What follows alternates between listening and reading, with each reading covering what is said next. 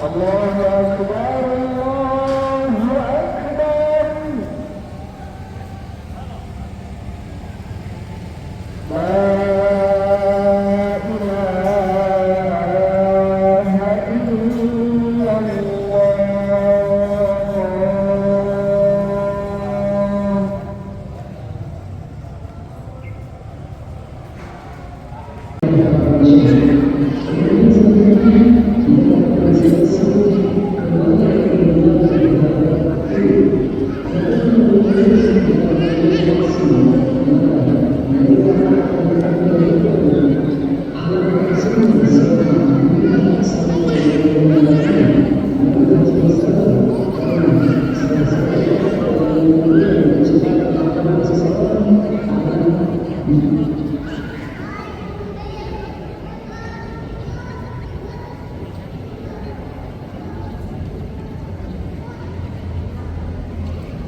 Ketika untuk memasuki atau masuk ke dalam masjid, sekali lagi kepada seluruh jemaah yang masih ada di luar, kami harap untuk masuk ke dalam masjid.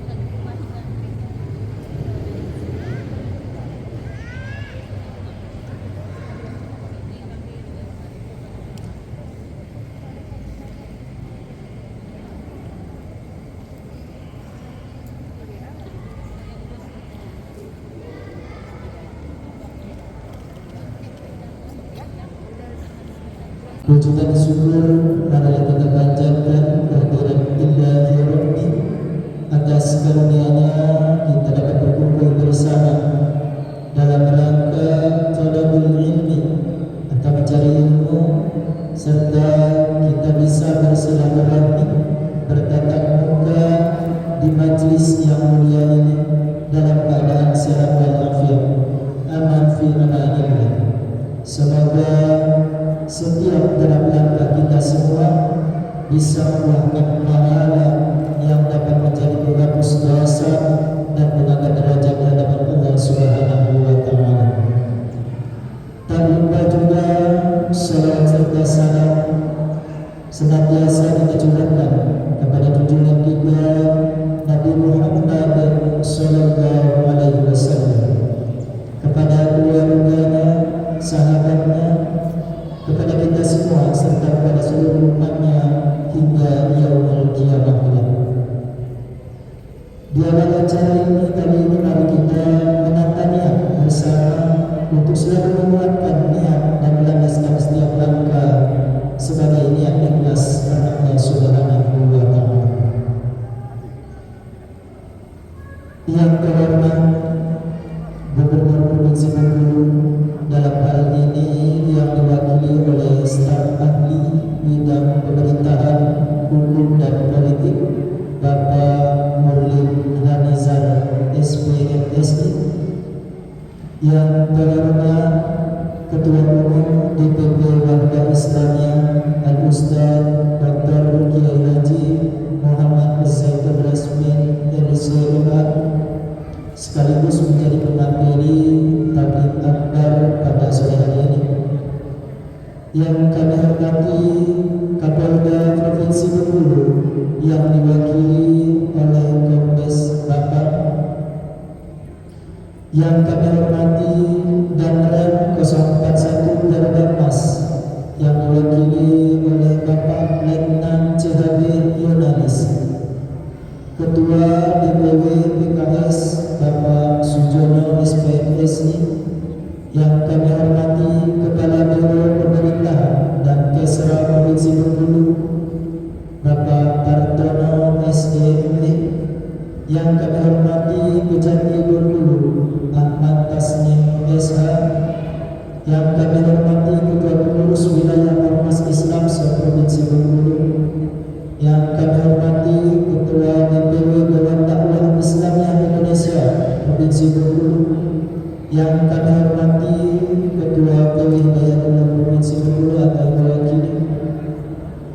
Yang kami hormati Ketua DPW Wadah Islam yang dulu beserta jajarannya, yang kami hormati Ketua BPD WI Provinsi Bengkulu, yang kami hormati Ketua DKM Masjid Agung At-Taqwa Kota Bengkulu beserta seluruh jajarannya, para hadirin dan undangan yang kami muliakan.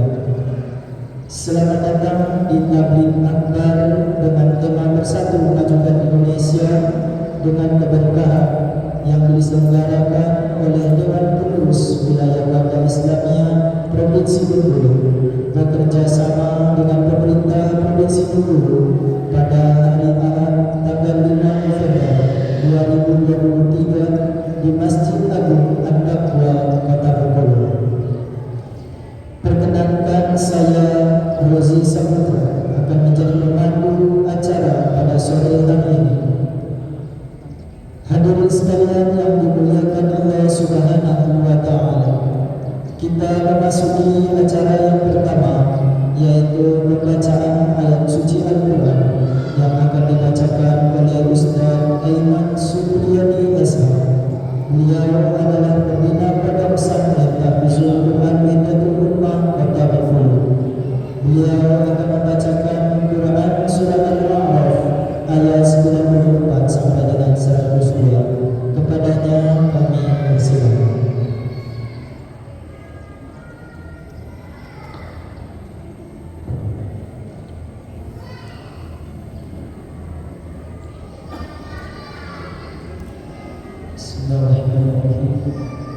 Assalamualaikum warahmatullahi wabarakatuh.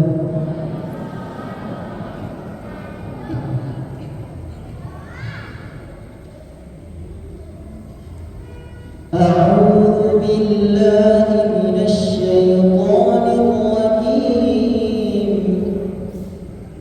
Bismillahirrahmanirrahim.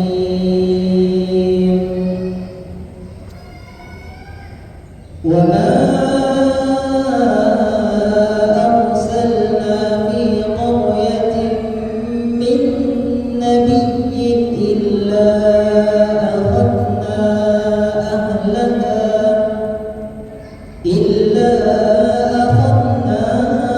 أهلها بالبأساء والضراء لعلهم يضرعون ثم بدلنا مكان السيئة الحسنة حتى عفوا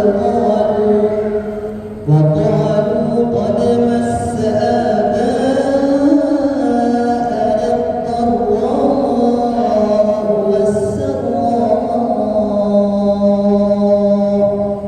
فأخذناهم بغتة وهم لا يشعرون ولو أن أهل القرى آمنوا واتقوا لفتحنا عليهم بركات من السماء والأرض ولكن كذبوا فأخذناهم بما كانوا يكسبون أفأمن أهل القرى أن يأتيهم بأسنا بياتا وهم نائمون أوأمن أهل القرى أن يأتيهم بأسنا ضحى وهم يلعبون أفأمنوا مكر الله فلا يأمن مكر الله إلا القوم الخاسرون أولم يهد للذين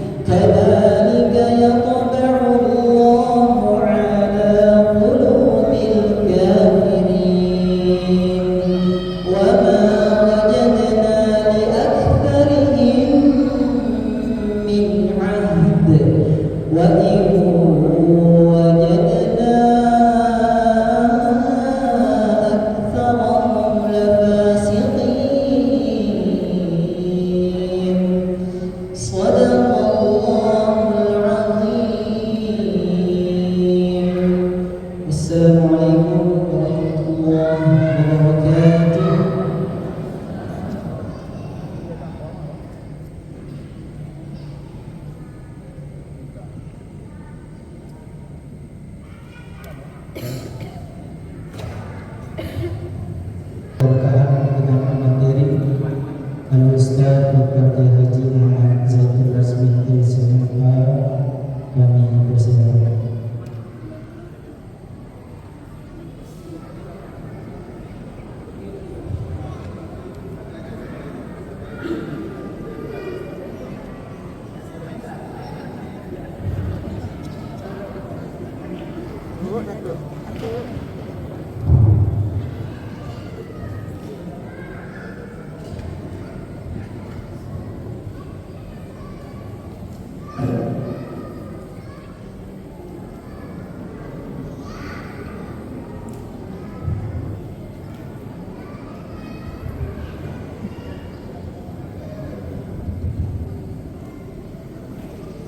Assalamualaikum warahmatullahi wabarakatuh.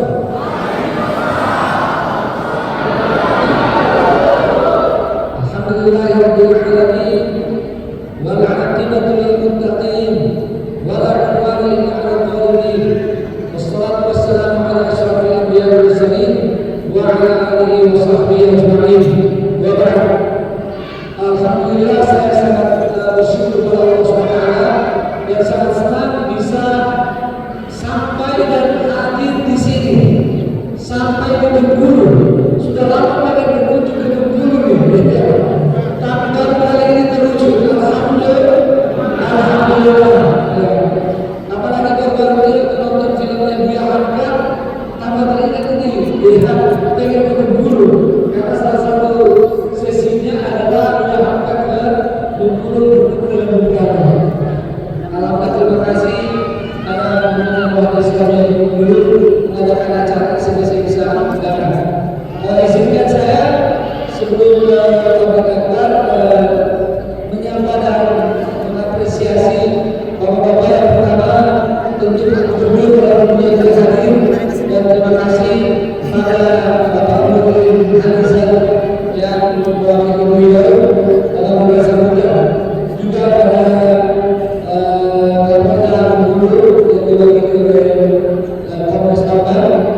kemudian dan nomor 1 yang berbahas bagi Bapak dan jurnalis, kemudian Ketua DPD PKS Bengkulu, para dewan pembinaan dan PKS Bengkulu, Bapak Kejati Bengkulu, mungkin beliau sudah pulang atau belum hadir, dan seluruh pengurus DKM Masjid Agung Al-Taqwa. Terima kasih telah memberikan kesempatan pada kami Akbar dan dengan baik para pengurus dan pegawai Islam yang di Bengkulu. Satu lagi sahabat saya, sahabat saya Ustaz Kiai, yaitu Kiai Syamil, mantan wakil gubernur Bengkulu. Saya ada kisah menarik dengan beliau nih. Saya mau cerita sedikit. Jadi waktu saya pulang dari Jepang tahun 2007, saya belum belajar. Pak Kiai waktu itu tahun berapa tahun 2010. Jadi 2007 saya pulang. Saya tidak banyak berkembang di Indonesia. Tiba-tiba kami ada acara ini lembaga Islam dan bahasa Arab di Jakarta. Kami sama-sama alumni dengan Pak Kiai. Ya, subhanallah.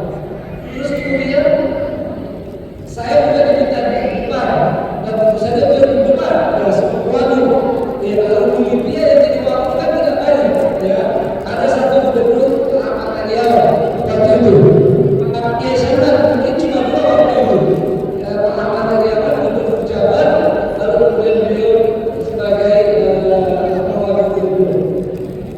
Saya begitu lihat, subhanallah, saya surprise, ya. Cuma saya bertanya-tanya, luar biasa karena saya disuruh dihubungkan juga, ya. Waktu saya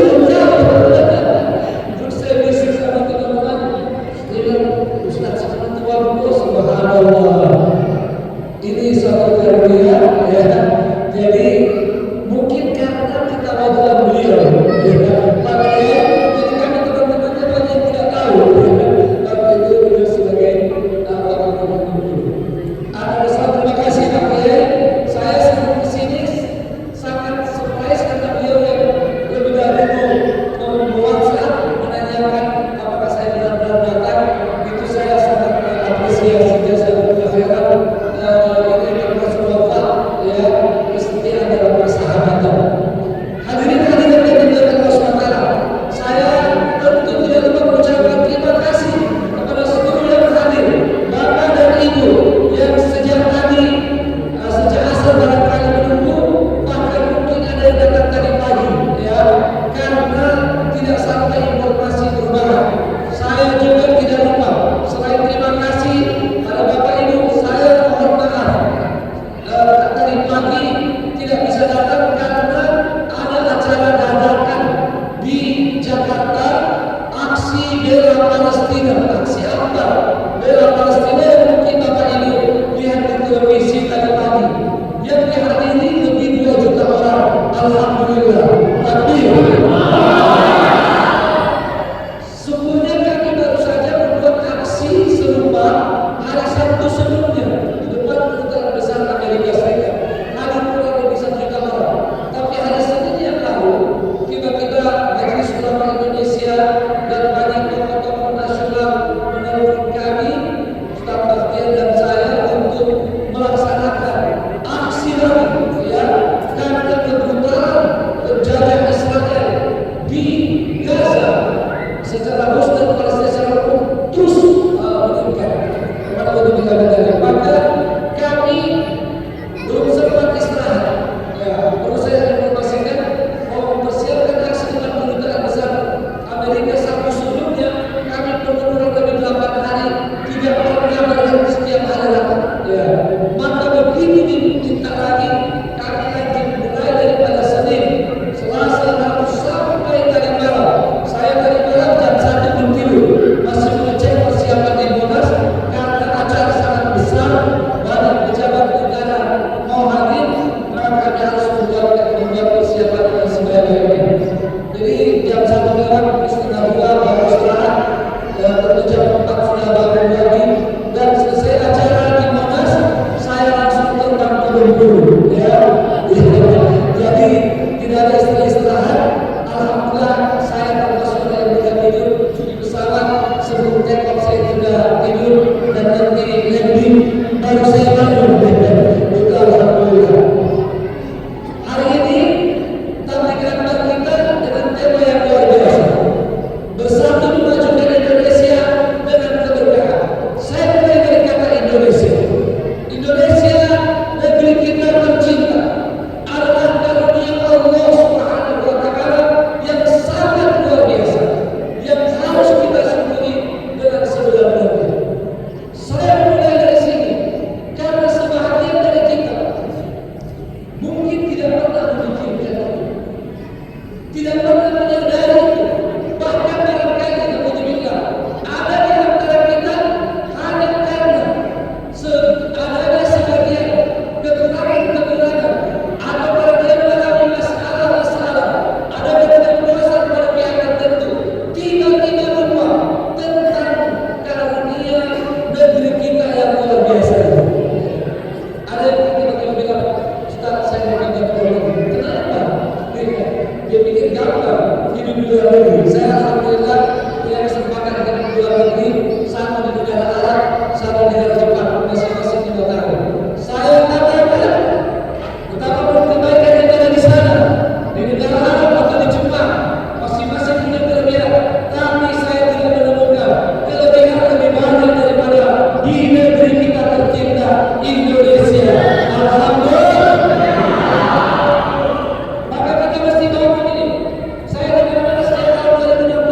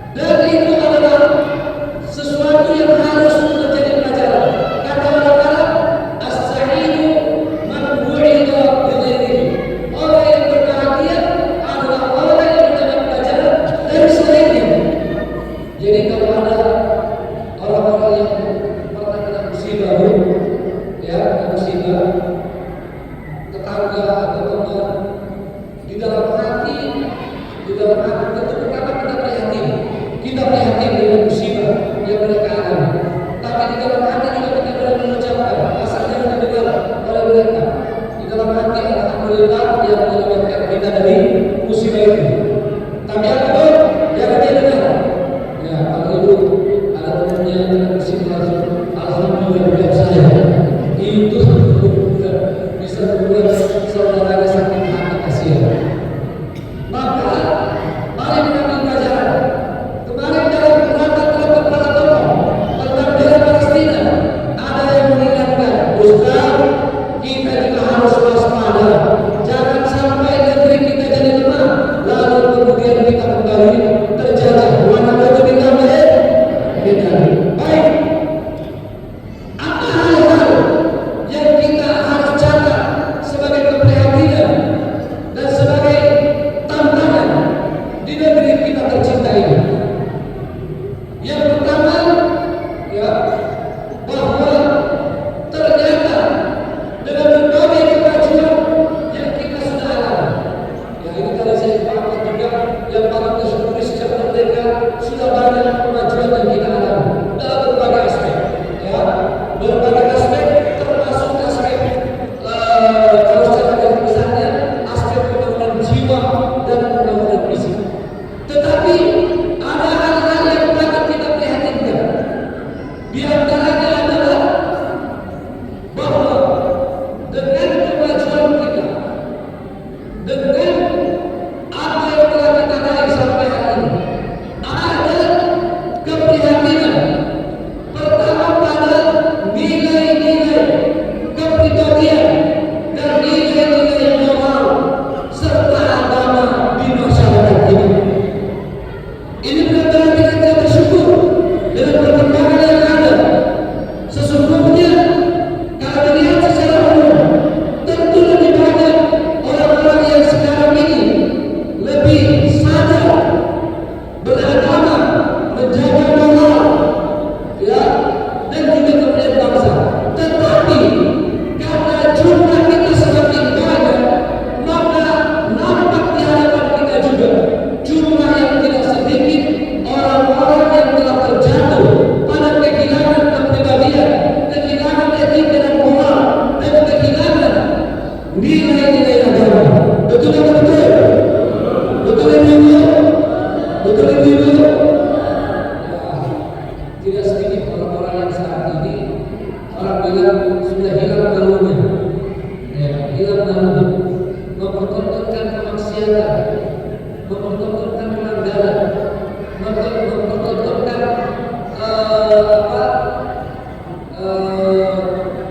ketidakpedulian kepada orang lain.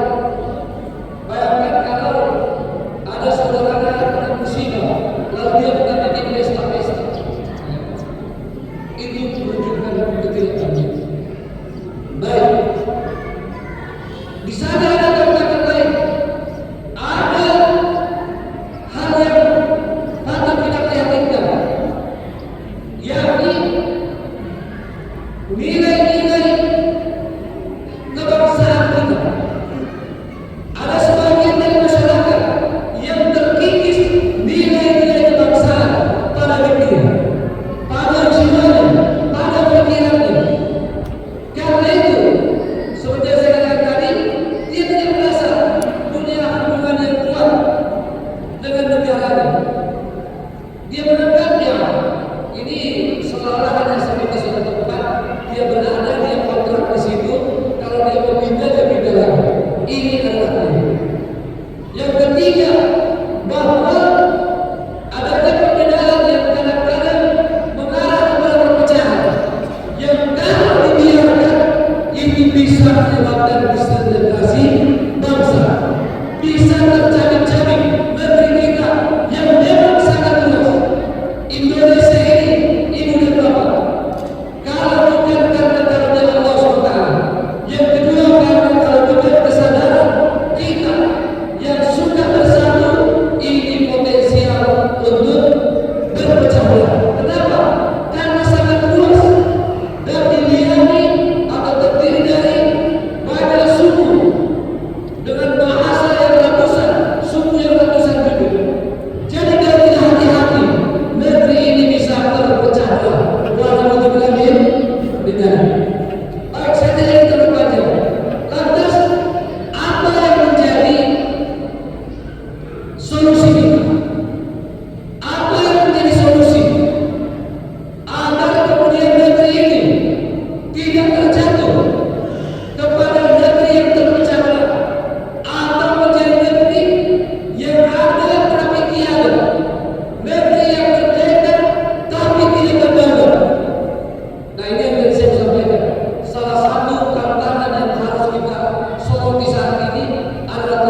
kedaulatan negara kita.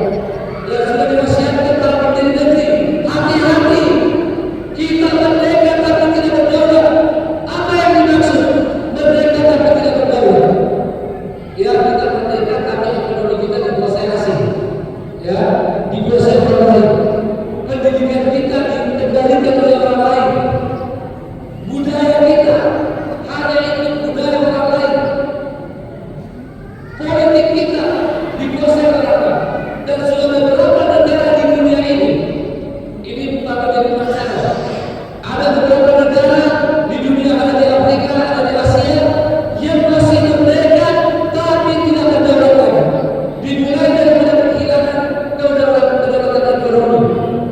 Habis harta mereka, kekayaan mereka, mereka jual, dikelola oleh orang-orang asing, sehingga mereka tidak lagi menjadi tuan rumah di negaranya, dan karena sudah tidak punya kekuatan, tidak punya kekuatan ekonomi, politiknya pun diatur oleh asing. Naudzubillah min dzalik.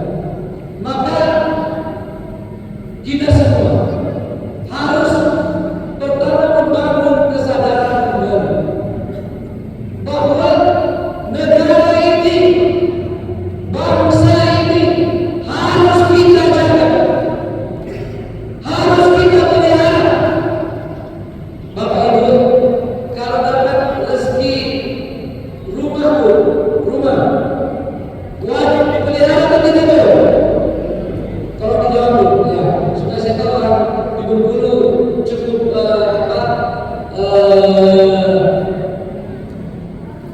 apa namanya? Cukup responsif. Kalau punya rumah wajib dijaga atau tidak, Bu? Kalau punya suami wajib dijaga atau tidak, Bu? Ada yang bilang tidak. Atau saya salah dengar? Oh, wajib dijaga, wajib dijaga. Kalau rumah saja wajib kita jaga, bagaimana dengan negara kita? Betul? Lebih wajib untuk kita jaga secara bersama-sama.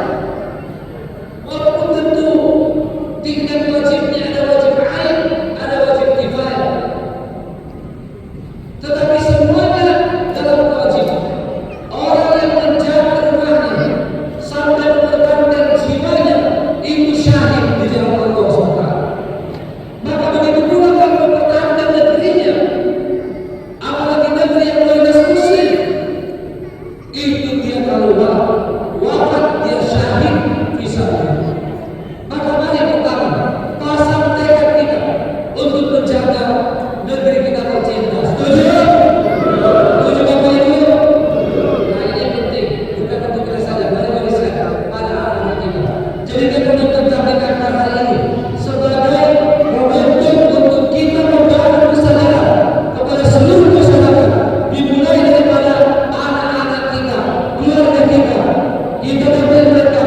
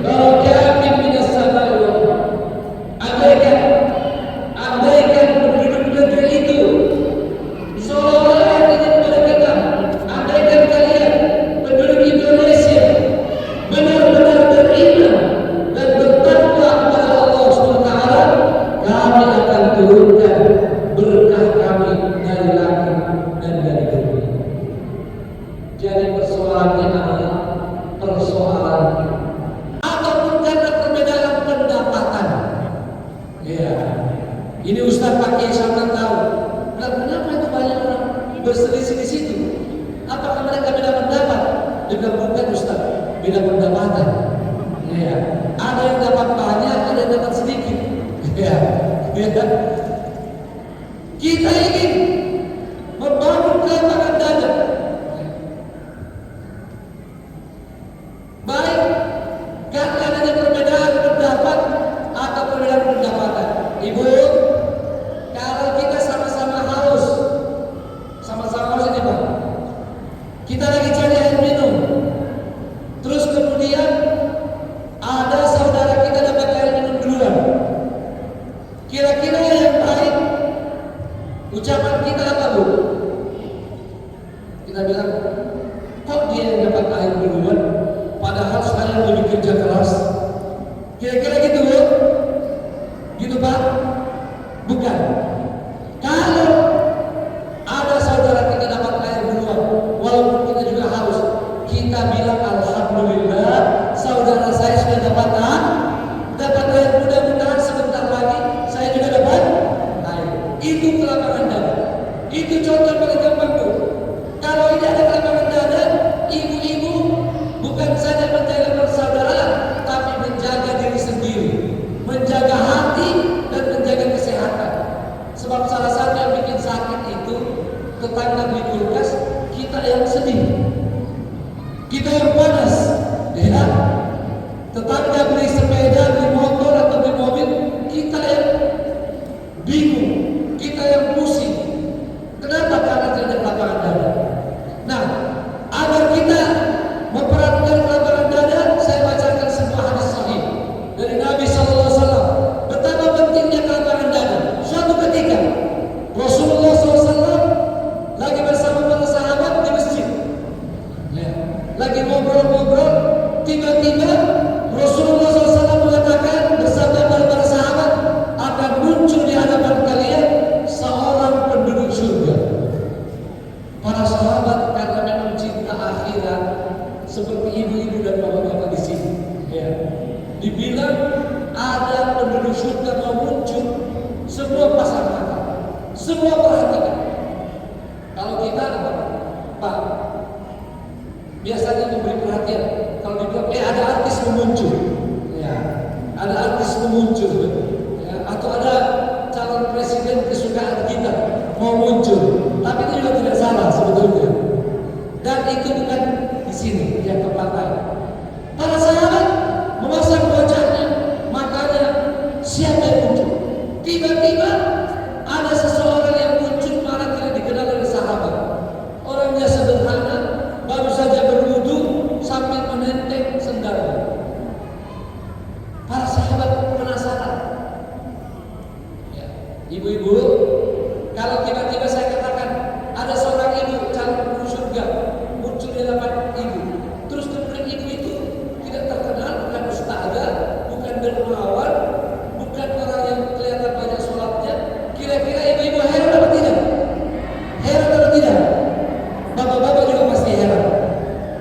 Maka pada saat itu sahabat heran, salah seorang di antara sahabat namanya Abdullah bin Amr bin As sangat penasaran dan dia ingin tahu apa kelebihan orang ini masih jalan-jalan di muka bumi sudah disebut sebagai calon penduduk surga.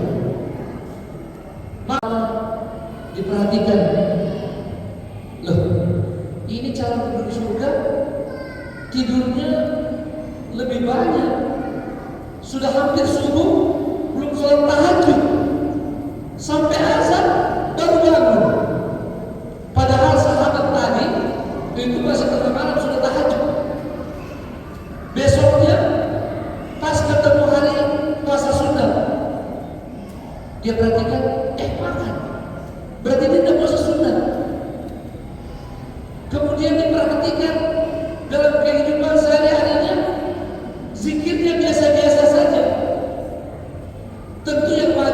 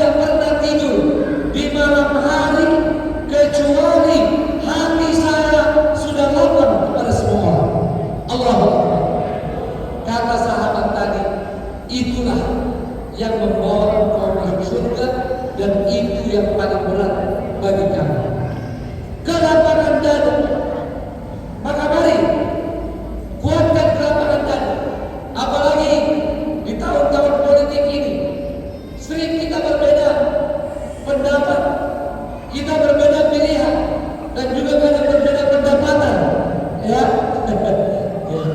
Sebab begini ibu bapak, sebagian orang memilih bu bukan karena pikir, bukan karena hati, betul, betul. Karena apa? Karena pendapatan, karena wadi biru, ya. Tapi andaikan itu terjadi, jangan kita menuding orang, jangan kita menunjuk, tidak semua yang nampak lahiriah begitu hakikatnya. Jangan mudah bersangka buruk pada orang. Jadi, mari kelapangan dada ini kita perlu.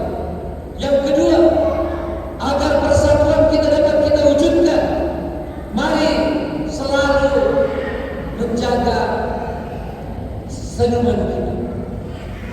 Mari selalu tersenyum pada saudara kita, bapak-bapak, pada sesama bapak-bapak, ibu-ibu sama ibu-ibu, jaga senyumannya. Biasa bapak-bapak nih kalau sama saudaranya gak mau tersenyum, begitu lihat ibu-ibu senyum dia. Itu salah, itu bukan ibadah. Yang Nabi SAW bilang tabassumka fi wajhi akhika sadaqah, itu adalah senyuman bapak-bapak kepada bapak-bapak. Iya. Ada kalau kepada ibu-ibu, ya kalau tidak usah juga nggak marah, tapi jangan kata orang apa itu, ya TP kata anak muda, tebar pesona, ya. Wah, ada orang-orang tuh kalau sama saudara-saudara laki-lakinya atau perempuan, saudara perempuannya, dia biasa-biasa, dia dingin, tapi ketika ketemu lawan jenis, wah sumringah, ya tebar pesona. Ini tidak dapat pahala. Kalau mau dapat pahala adalah ikuti seperti petunjuk Rasulullah SAW. Yang ketiga, ibu bapak, kalau kita ingin memperkuat persatuan, ya salah satu jalan utamanya adalah senantiasa memperbaiki komunikasi. Ya. Sesungguhnya kelapangan dada, senyuman, termasuk salam, mohon maaf, menurut 3 kali salam, sesuatu yang luar biasa. Tetapi untuk sampai kepada tingkat persaudaraan, ukhuwah yang kuat, ya, mari perkuat komunikasi. Makanya di dalam hadis Nabi Sallallahu Alaihi Wasallam mengharapkan seorang muslim putus komunikasi dengan saudaranya lebih dari 3 hari. Jangan sampai putus komunikasi, ya. Jangan karena ada persoalan, ada perbedaan pendapat, ada ketersinggungan, kita kemudian selalu menghindar. Paling ingin mewujudkan negeri kita yang maju, mari perkuat komunikasi. Komunikasi di antara kita, di antara tetangga, di antara kelompok masyarakat, ormas, pengajian, masjid. Jangan sampai ada di antara kita hanya karena tahu ada perbedaan lalu tidak mau komunikasi. Kenapa kita tidak komunikasikan? Padahal kalau kita komunikasi, Bapak Ibu, kita akan temukan bahwa persamaan kita jauh lebih banyak daripada perbedaan kita. Betul? Betul? Begini saja Bu, Pak, supaya gampang, tidak usah kita sebut organisasi yang ada di sini. Kita sebut saja secara umum NU dan Muhammadiyah. Ya, NU dan Muhammadiyah ada perbedaan atau tidak? Ada perbedaan. Tapi kalau kita mau melihat perbedaan dan persamaan, kita akan menemukan Pak, lebih dari 90% adalah persamaan. Betul? Dan begitu juga kita mau organisasinya selain NU Muhammadiyah, ada apa? Al-Irsyad, ada Al-Wasliyah, ada yang Al-Wasliyah di Sumatera cukup berkembang, ya. Ada Dewan Dakwah, ada Wahdah Islamiyah. Perbedaan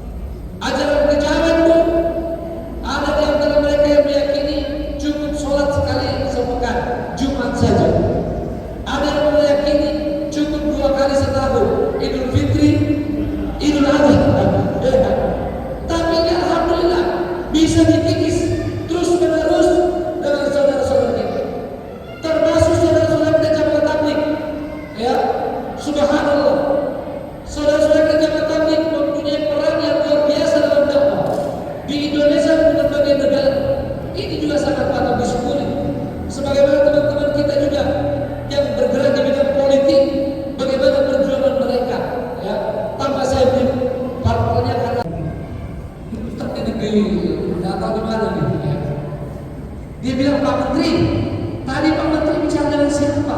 Loh, kok bertanya? Ya curiga lah, benar. Lah itu dengan istri saya. Ah, masa Pak Menteri dengan istrinya begitu mesra, pakai sayang-sayang, mau makan lagi tempat romantis. Lah, saya memang selalu begitu. Ah, dengan Pak Menteri biasanya di negeri kita yang begitu itu cuma dengan selingkuhan atau dengan istri simpanan. Ya itu di negeri Antabarana. Kata Pak Menteri tidak, saya selalu begitu. Oh begitu, Pak Menteri. Maka setelah saya pertemuan, sang tamu keluar dari ruangan langsung ambil HP-nya. Enak. Dia telepon istrinya, ya, dan dia mulai, apa kabar sayang? Terus istrinya bilang, maaf salah sambung. Mengapa? Karena sudah lama tidak pernah ada komunikasi yang berkualitas ini. Komunikasi yang sesungguhnya harus dilakukan suami istri. Karena itu contoh dari Rasulullah Sallallahu Alaihi Wasallam. Mari terus kembangkan komunikasi ini dan insya Allah dengan komunikasi yang baik, termasuk di masyarakat, beda pilihan sekalipun kita tidak akan berpecah belah. Betul? Betul Bapak-bapak? Betul Ibu-ibu? Betul Ibu-ibu? Ibu-ibu? Suaminya pasti romantis kamu. Telepon? Gak ada suara. Hati-hati kalau ada bapak di sini, istrinya di belakang. Itu wangi. Karena tidak ada yang bilang masih romantis. Saya kira karena waktu sangat terbatas, ya, saya ingin menyampaikan bahwa salah satu yang penting dalam persatuan adalah juga sering saling memberi hadiah. Walaupun hadiah itu bukan hadiah yang mahal, hadiah yang ringan, tapi dengan penuh ketulusan akan masuk ke dalam jiwa saudara kita, perasaannya, dan akan memperkuat persaudaraan di antara kita. Saya ingin berbagi hadiah hari ini, bukan hadiah harta, tapi hadiah ilmu, atau bukan ilmu lah, sebuah trik. Kalau Bapak Ibu mau ke masjid waktu asar, ya waktu asar, ini waktu asar. Kalau masih dapat sholat asar di masjid, alhamdulillah. Misalnya acaranya sholat asar berjamaah. Tapi bagaimana kalau acara di masjid itu kita bisa datang sesudah asar? Kita dari rumah, kita akan berpikir kita sholat di rumah dulu atau nanti sholat di masjid, walaupun ketinggalan berjamaah. Di rumah juga tidak berjamaah. Kalau kita berjamaah di masjid tetangga rumah, ya tidak ada masalah. Ini andaikan pilihannya cuma sholat di rumah atau sholat di masjid, tapi sudah tidak dapat jamaah. Sementara waktunya asar, maka salah satu tip buat kita yang terbaik sholatnya di masjid saja. Kenapa? Ini untuk keluar dari khilaf tentang bagaimana masuk masjid sesudah sholat asar. Karena salah satu khilaf tentang bagaimana masuk masjid sesudah asar adalah tentang sholat sunnah. Ada yang membolehkan, ada yang tidak membolehkan. Jadi kalau mau keluar dari khilaf itu, apalagi mau pejabat diundang ke masjid, ya, walaupun, nah ini kalau saya sampai di situ, saya sholat tidak apa-apa, kita sholat sendiri, tidak ada masalah. Karena kalau kita sudah sholat asar, tidak perlu lagi sholat sunnah 2 rakaat. Sementara di antara kewajiban muslim kalau masuk masjid adalah sholat 2 rakaat. Dan sholat 2 rakaat gugur kalau kita melakukan sholat apapun, misalnya sholat asar atau sholat yang lain. Ini tip sekaligus sebagai penjelasan kalau ada bapak-bapak yang heran tadi waktu saya sholat. Ya, saya tadi sholat di sini, saya sholat duhur asar, saya jamak. Ya, karena dari Jakarta tadi saya terbang, saya sempat sholat duhur sampai ke sini, kemudian siap-siap di hotel, dan saya akhirnya bilang sama panitia, insya Allah saya sholat saja di masjid, ya, supaya saya bisa keluar dari khilaf itu, sekaligus berbagi tip kepada bapak dan ibu. Waktu barangkali sudah habis. Kalau belum, saya tambah lagi. Ya. Ibu-ibu sudah habis waktunya? Belum? Mau dengar kisah lagi? Mau dengar kisah? Kita tutup dengan satu kisah. Kisah tentang hadiah, Bu.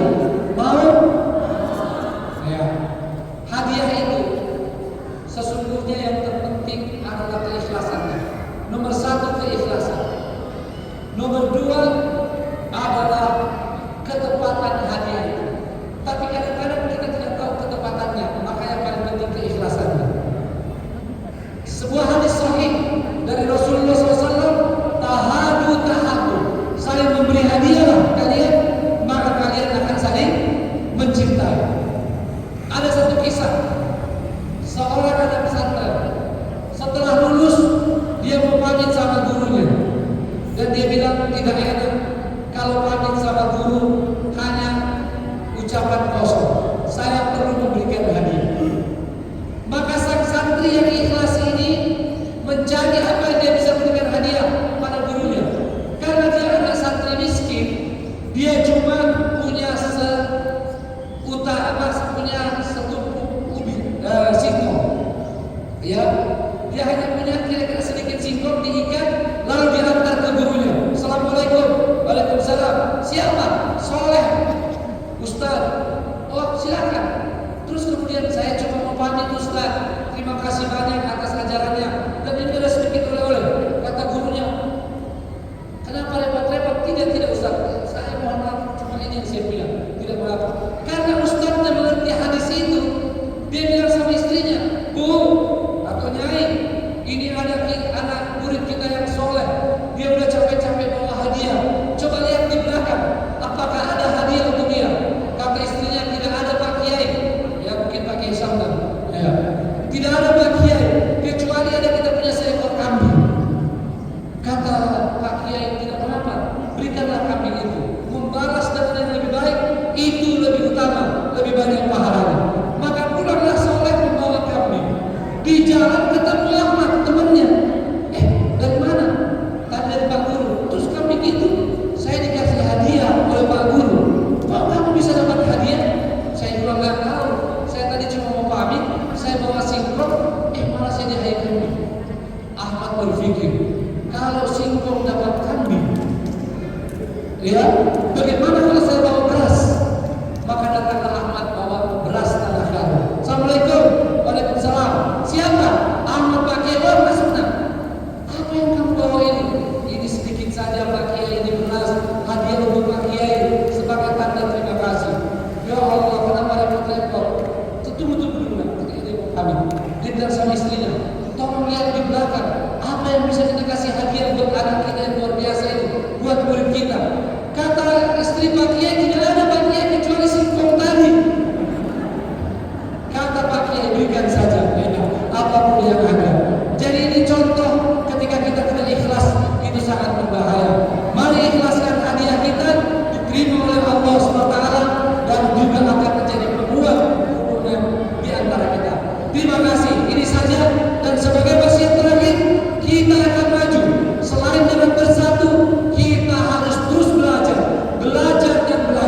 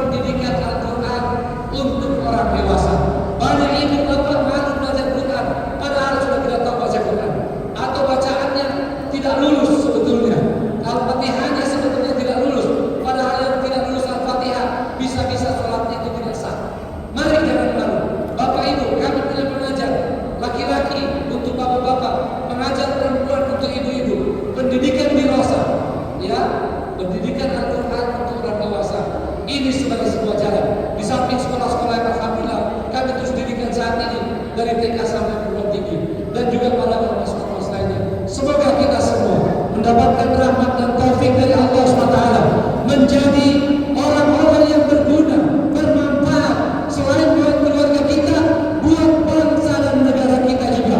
Amin, amin ya rabbal alamin. Kita tutup dengan wassalamualaikum warahmatullahi wabarakatuh.